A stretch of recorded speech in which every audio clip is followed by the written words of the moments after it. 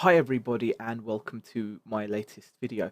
I thought I'd make a little sales update video because I've not made one for a while. I think the last time I made one was around the 7th of October.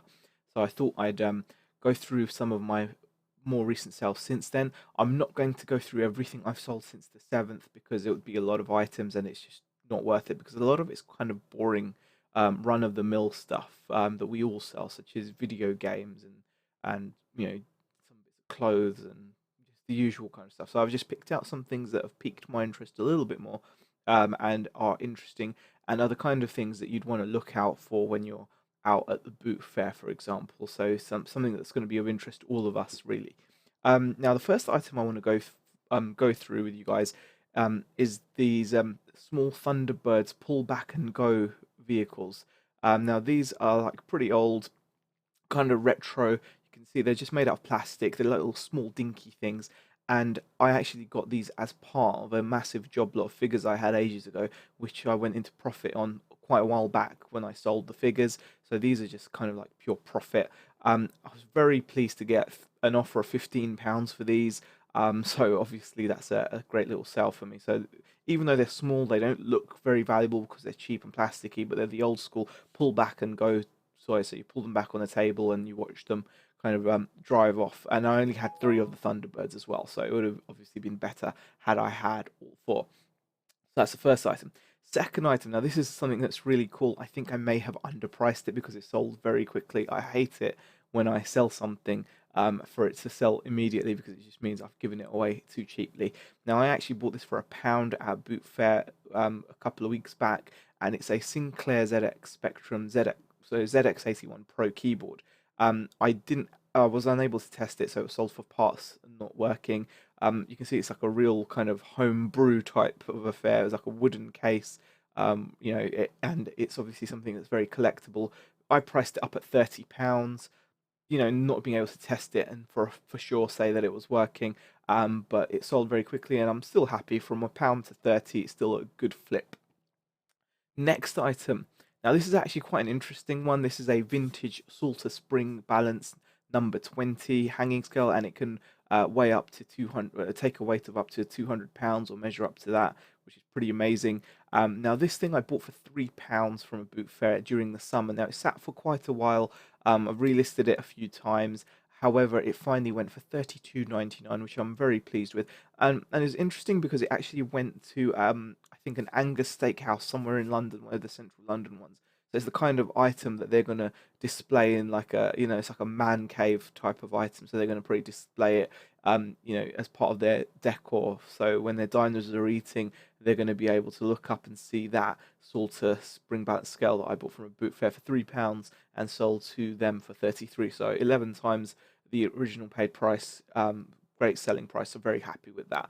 Obviously, bear in mind, guys, like always, I do mention these are just my sale prices. You've got to factor in the eBay fees, the PayPal fees, the postage costs, the packaging costs, etc., and any listing fees. But I've got a shop, so it mostly comes under that. Moving on. Next item now. This is another retro item. This is really cool. This is an old school Philips digital portable CD player. Always look out for retro stuff. Retro CD players tend to be made in Japan, and if they are, they tend to have good value. Philips retro stuff tends to be made in Austria, so again, that's really worth looking out for. So if you see a Philips CD player and it says it's made in Austria, you know it's old. It's probably worth something. I paid about £2, £2.50 for this. It came in a pretty worn out looking case, but it came with its manual, original power supply, and the CD player worked fine, which was fantastic. I had it up at 31.79, got an offer of 27, I think, and I was more than happy to take that. Next item. Now, this is something I've been sat on for a while. I bought three of these resin figures. I got a Daffy Duck, a Taz, and a Bugs Bunny. All old school Warner Brothers store figures from the 90s. They're in okay condition, pretty, not been looked after particularly well.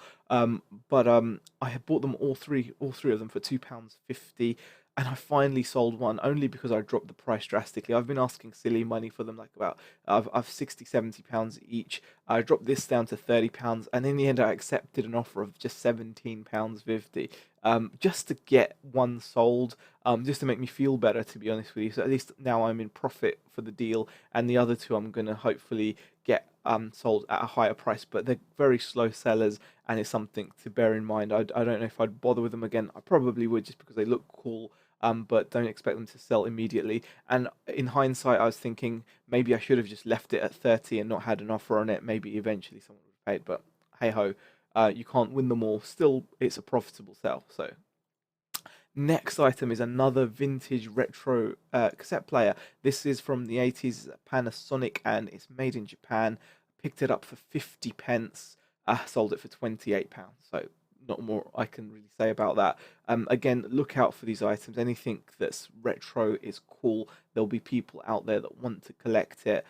It's about seeing value in what other people don't really, and that's a good example of that. Next item is a bit of clothing. I've not really sold much clothing recently, but this is a Barracuda brand jacket. Look out for Barracuda. They're a very popular brand. I got this in a job lot of clothes I had from auction for a while back. Just listed it recently. It's been just sat in storage for ages, and I got £40 for it, so I was very happy with that. Moving on now, this is fantastic. This is actually from the same person I bought the Pro ZX Spectrum keyboard for that I showed you earlier. I paid £2 for this lot. Lady sold it to me in just a clear bag. No one else saw it for whatever reason. And it's a ZX Spectrum 128K plus 3. Came with its original Sinclair joystick and power supply. I tuned it into the TV, and it seemed to be working, although I did mention in the advert that I was unable to test the floppy disk drive. However, it still sold for £85, and it went via the global shipping program, which is another bonus because it means I'm pretty much covered if anything were to happen, but I'm sure it won't. But £85, great flip from just £2. Now, here's another interesting one. Now I got like this PlayStation booklet of games that was just disc only games that I paid £5 for. I paid £5 because A, there was a ton of like disc only games in there, and B, the actual case is really nice as well. And one of the games in there was this, which is not actually a game. It's called PSX Change, which allows you to play imported PlayStation 1 games on your PAL UK PlayStation. So back in the day, it was a big deal because games used to come out staggered. So if games could be launched as much as 6 months to a year longer out in Japan and in the less in the States, but some games would be out for months, if not a year, before they'd make their way over to the UK. So it was very popular back in the day to play imported games. Now it's not necessary because most games get worldwide releases, and at most you're waiting a day or two. So, for example, a game's released out in the States, a day or two later it's out in the UK.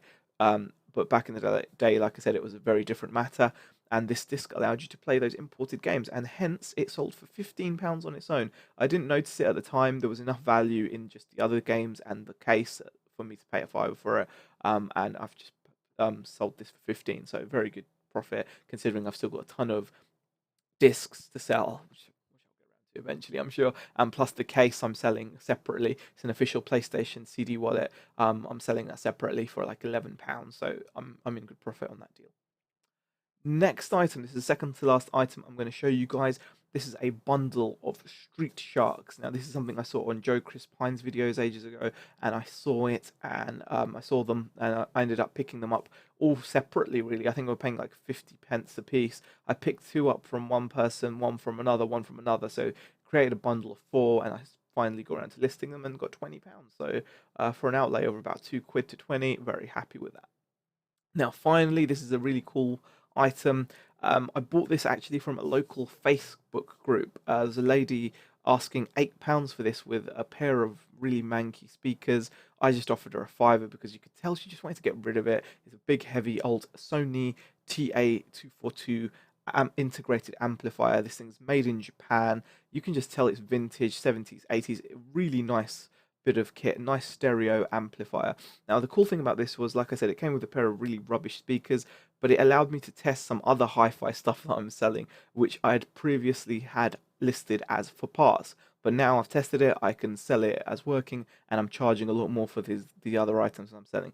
But basically, it's a really good amp. I paid a fiver for it, um, and I sold it for £56 very quickly. It had a lot of interest. I had about 11 or 12 watches within a matter of days. So this is a kind of item that, there's a lot of audiophiles out there, a lot of hi-fi fans out there, just like there are video game fans. So be aware of that. So when you're out looking, don't just discard the bulky looking old stereo. Obviously, if it's made out of plastic, made in China, made in Taiwan, tacky looking plastic things, yes, do not bother with those. They will just be a waste of space and time. You know the kind of thing I'm talking about. You don't want to buy a Panasonic hi-fi 5 disc changer with neon lights. Well, you might want to, I don't know, but I don't know how much they sell for actually, so I shouldn't say that. But if you want to be safe, and without doing any research, then if it's good quality, if it's made in Japan, if it's built from good quality material, then you can guess that it's going to have staying power, and more importantly, it's going to have high value. So like I said, I paid £5, sold it for 56. Take away the postage and fees, I'll still end up with over £40. So it's a good flip. So that was the final item that I wanted to show you guys. I hope you found the video enjoyable. I hope you enjoyed the products I was showing you. Like I said, it was a small selection of items from the 8th of November, but these were the more interesting ones. The rest of it was just regular stuff. So I hope you guys enjoyed the video. If you've got any comments, leave them in the comment section below, and I'll catch you guys next time. Thank you for watching.